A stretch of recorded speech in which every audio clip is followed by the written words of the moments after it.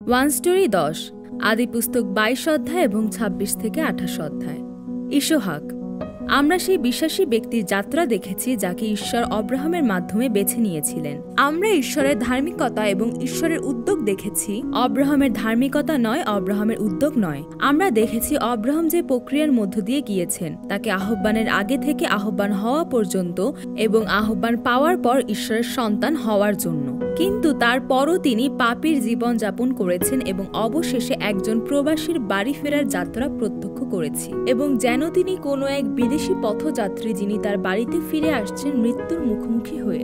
এখন ইসহাক, যার কথা ইতিমধ্যে চতুর্থ ভূমিকায় বলা হয়েছে, যিনি অব্রাহামের সাথে সম্পর্কযুক্ত। যদি বিশ্বাসের যাত্রার 5টি পর্যায় অতিক্রম করার পর একজন ঈশ্বর ভয়কারী হিসেবে অব্রাহাম শেষ পর্যন্ত দাঁড়িয়ে থাকেন, তাহলে অব্রাহাম যে উত্থান পতনের প্রক্রিয়ার মধ্য দিয়ে গিয়েছেন, যাকে আমরা বলছি একজন বিদেশী ব্যক্তির স্বদেশে প্রত্যাবর্তন, তবে ইসহাককে সেই জীবনের সাথে সংযুক্ত বলে মনে হয়। ইসহাক বাইবেলে জোসেফের সাথে যীশুখ্রিস্টের ছায়ার মতোই জীবনযাপন করেছিলেন। এখন আসুন আমরা ইসহাকের জীবনকে দেখি। ইসহাককে আহ্বানের আগে আমরা ইতিমধ্যে দেখেছি ঈশ্বর অব্রাহামের বিশ্বাসের যাত্রায় ইসহাকের কথা বলেছেন। আদি পুস্তক 17 অধ্যায় 19 থেকে 21 পদ। ইসহাকের জীবন আহ্বানের আগে থেকে যীশুখ্রিস্টের একটি মডেল হিসেবে প্রকাশিত হয়েছে। প্রথমত, ইসহাক এবং যীশু উভয়কেই তাদের জন্মের আগে ভবিষ্যৎবাণী করা হয়েছিল এবং তাদের নাম দেওয়া হয়েছিল।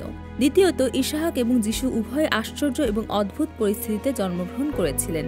তৃতীয়, ইসহাক এবং যীশু উভয়ই একমাত্র পুত্র ছিলেন। ইসহাক ছিলেন অব্রাহাম এবং সারার একমাত্র পুত্র। আদি পুস্তক 22 অধ্যায় 2 পদ, যোহন 1 অধ্যায় 14 পদ এবং 3 অধ্যায় 16 পদ।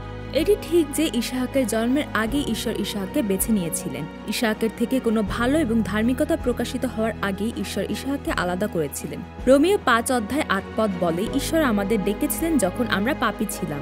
জিরোমীয় 1 অধ্যায় 4 থেকে 5 পদ বলে, ঈশ্বর আমাদের ডেকেছিলেন যখন আমরা আমাদের মায়ের গর্ভে ছিলাম। এবং ইফিসীয় 1 অধ্যায় 4 থেকে 5 পদ বলে, তিনি সৃষ্টির আগেই আমাদের জানেন। এবং অলৌকিক জন্মের উপরে ঈশ্বরের ক্ষমতা যা সারার সাথে শুরু হয়েছিল, তার রেবেকা, মানোহের স্ত্রী হান্না এবং সুনেমিয়া মহিলা এলিজাবেথ এবং মরিয়ম অবধি চলতে থাকবে। ইসহাককে ডাকা হয়েছে। আমরা ঠিক জানি না যে কখন ইসহাককে আহ্বান করা হয়েছে, কারণ ইসহাকের আহ্বান অব্রাহামের মতো স্পষ্ট ও বড় আকারে প্রকাশ পায়নি।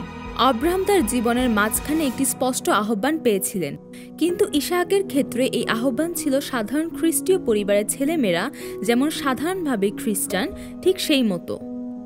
ইসহাক, যিনি সন্তানের মর্যাদা এবং একজন পাপীর জীবন যাপন করেন। ইসহাকের জীবন কোনো বড় পরিবর্তন ছাড়াই বিশুদ্ধভাবে ঈশ্বরের কাছে যায়। আমরা বলতে পারি যে ইসহাকের জীবন অব্রাহামের সাথে সম্পর্কযুক্ত। তিনি বিশ্বাসের উত্থান পতনের পুনরাবৃত্তি করেছিলেন এবং ইসহাকের জীবনেও এটির ধারাবাহিকতা বজায় ছিল। এছাড়াও যদি অব্রাহামের আগে তার বিশ্বাসের মডেল হওয়ার জন্য কোনো বিশ্বাসী মানুষ না থাকে, তাহলে ইসহাকের কাছে তার পিতা অব্রাহাম ছিলেন বিশ্বাসের একজন মডেল বা আদর্শ। ইসহাক একজন ধৈর্যশীল এবং শান্তিপ্রিয় মানুষ ছিলেন, যিনি অল্প বয়সে তার সৎ ভাই ইসমাইল দ্বারা উত্ত্যক্ত করার সময় ঝগড়া করেননি বা সমস্যা সৃষ্টি করেন। এটি ইসহাকের দ্বারা সৃষ্ট একটি চরিত্র নয়, কিন্তু ঈশ্বরের একটি চরিত্র, যা যীশুখ্রিস্টের জীবনের একটি অংশ হিসেবে পরে প্রকাশিত হয়েছিল। যিশায়া 53 অধ্যায় 7 পদ। নিজ শহরের অভিমুখে একজন বিদেশীর জীবন। পরবর্তীতে মরিয়া পর্বতে অব্রাহামের সাথে ইসহাকের যাত্রা বাইবেলে যীশুখ্রিস্টের ক্রুশীয় যাত্রার সবচেয়ে কাছের ছবিকে প্রকাশ করে। ইসহাক এবং যীশু উভয় তাদের মৃত্যুর জন্য প্রস্তুত করার কাঠ এবং ক্রুশ বহন করেন এবং মৃত্যুর জায়গায় পর্যন্ত হেঁটে যান। আদি পুস্তক 22 অধ্যায় 6 পদ, যোহন 19 অধ্যায় 17 পদ। এবং ইসহাকের চরিত্র যীশুর নম্রতা এবং বাধ্যতা প্রকাশ করে। ইসহাক মৃত্যু পর্যন্ত তার পিতা অব্রাহামের প্রতি আনুগত্য প্রকাশ করেছিলেন। আদি পুস্তক 22 অধ্যায় 9 থেকে 10 পদ। এবং যীশু মৃত্যু পর্যন্ত তার পিতা ঈশ্বরে বাধ্য ছিলেন। ফিলিপিও 2 অধ্যায় 8 পদ।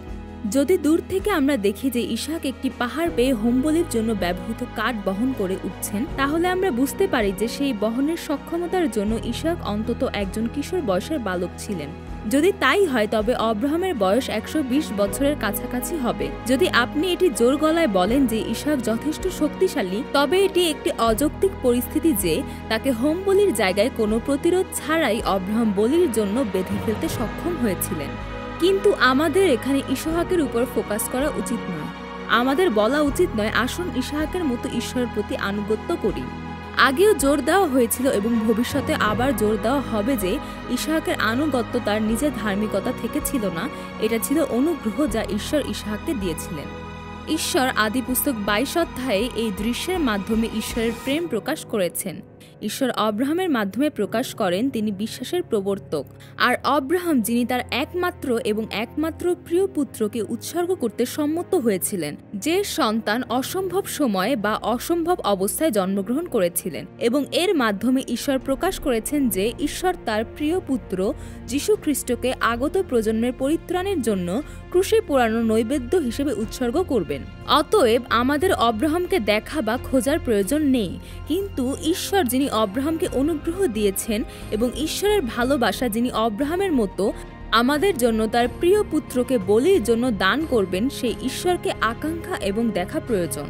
আমাদের কখনই বলা উচিত নয় আসুন অব্রাহামের মতো হই বা আসুন ইসহাকের মতো হই।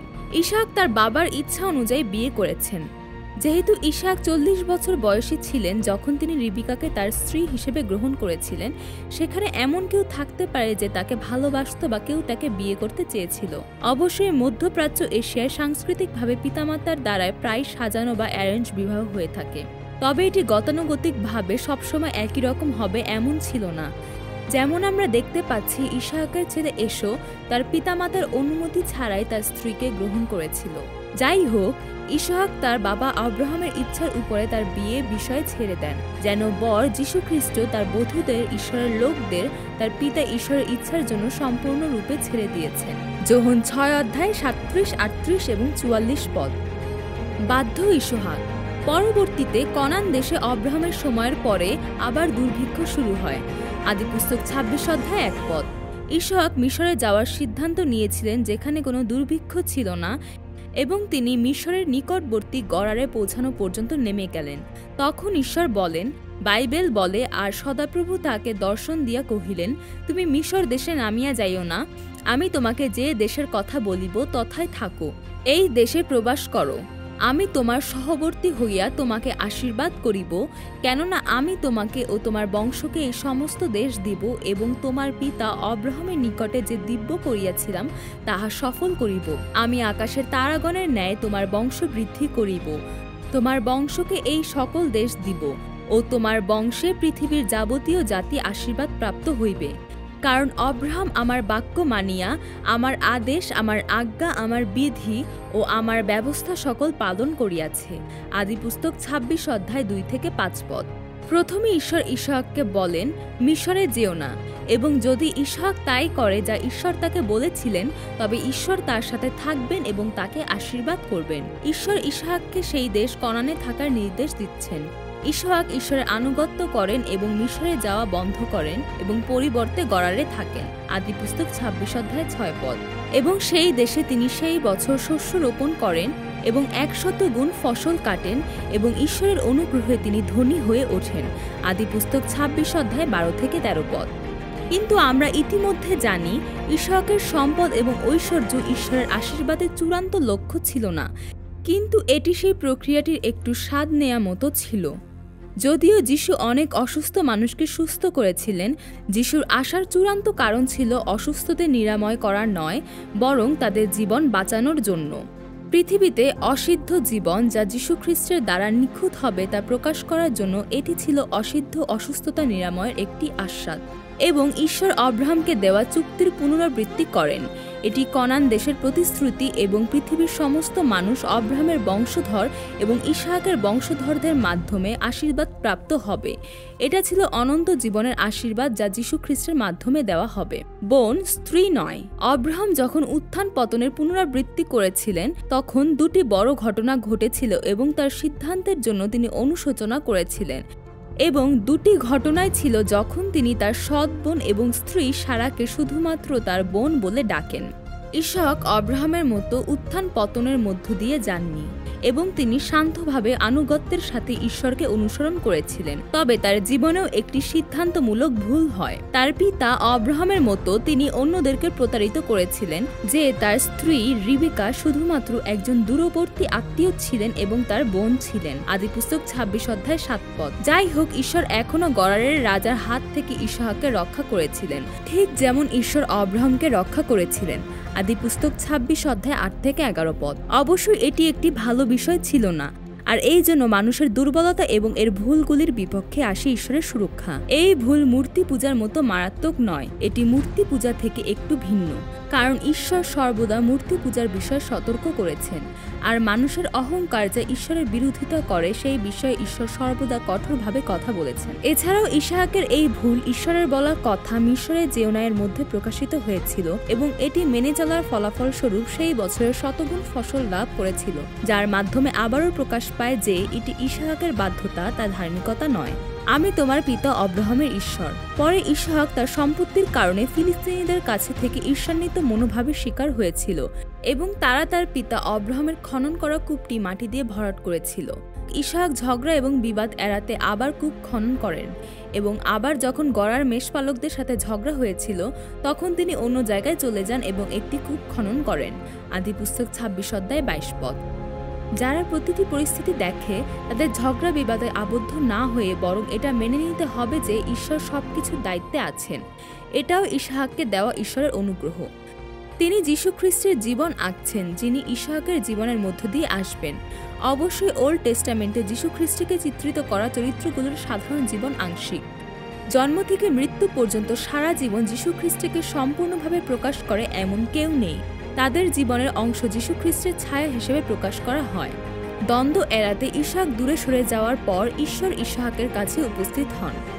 বাইবেল বলে, সেই রাত্রিতে সদাপ্রভু তাহাকে দর্শন দিয়া কহিলেন, আমি তোমার পিতা অব্রাহামের ঈশ্বর, ভয় করিও না, কেননা আমি আপন দাস অব্রাহামের অনুরোধে তোমার সহবর্তী।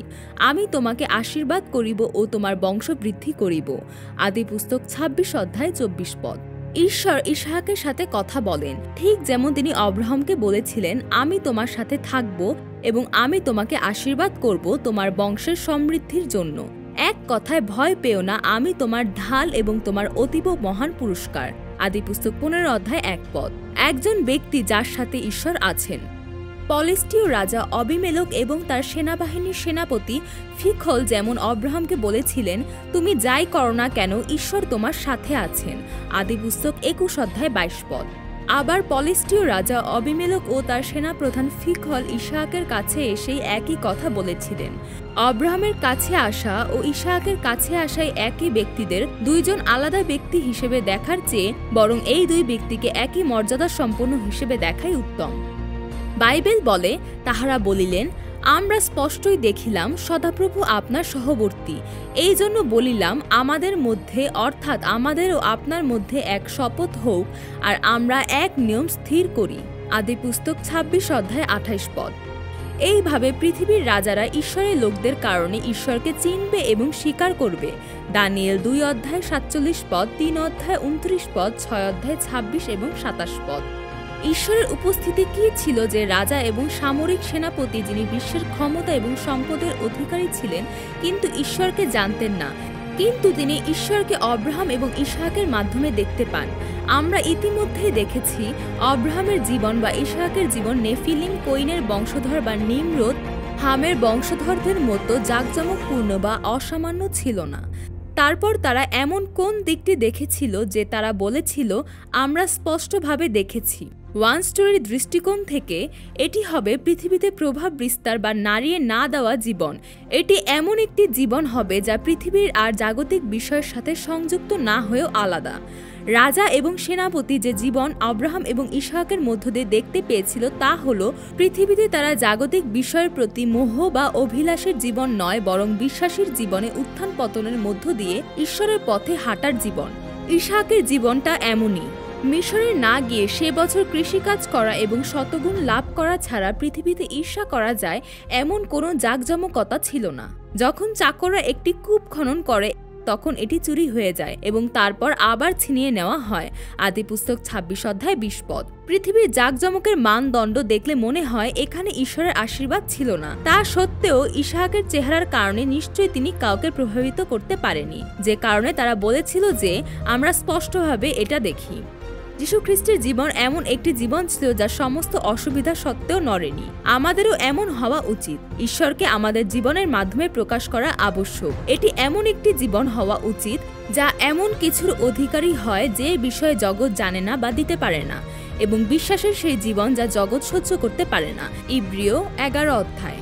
পরে ইসহাক এসো এবং যাকবকে আশীর্বাদ করার প্রক্রিয়ায় আবার মানুষের দুর্বলতাকে প্রকাশ করে। তবে এই গল্পটি পরবর্তীতে যাকবের অধ্যায়ে আরও বিশদভাবে ব্যাখ্যা করা হবে। বিশ্রাম। ইসহাক, যিনি অবিচলিত জীবনযাপন করেছিলেন, যা আব্রাহাম তার জীবনের নানান কষ্ট পাওয়ার পরে পেয়েছিলেন, আর তিনি ঈশ্বরের অনুগ্রহে 180 বছর বয়সে তার নিজ শহরে ফিরে আসেন। আদিপুস্তক 35 অধ্যায় 29 পদ। এসো এবং যাকবের আশীর্বাদ সংঘটিত হয়েছিল যখন ইসহাক 131 বছর বয়সে ছিলেন। এই বয়সের হিসাবটি যাকবের এপিসোডে বিস্তারিত বলা হবে। আমরা অনুমান করতে পারি যে বাকি 50 বছর সময় শেষ পর্যন্ত শান্তিপূর্ণ ছিল, যেমনটি আগেই ছিল। আব্রাহামের মতো ইসহাক সম্পর্কে বাইবেলের শেষ মূল্যায়ন হল যে ঈশ্বরকে ভয় করে। আদিপুস্তক 31 অধ্যায় 42 ও 53 পদ। এবং যিনি তার পিতৃপুরুষদের কাছেও ফিরে গিয়েছিলেন। আদিপুস্তক 25 অধ্যায় 29 পদ। ওয়ান স্টোরি ঈশ্বরের রাজ্যের লোকেদের গল্প, যা আব্রাহামের সাথে শুরু হয়েছিল আর এখন যাকব পর্যন্ত চলে এসেছে, আর সে আব্রাহামকে এবং ইসহাককে ছাড়িয়ে যায়, যার জীবন আব্রাহামের জীবনের চেয়ে ভিন্ন উত্থান পতন ছিল আর নতুন অধ্যায়ের সূচনা করেছিল। আমেন।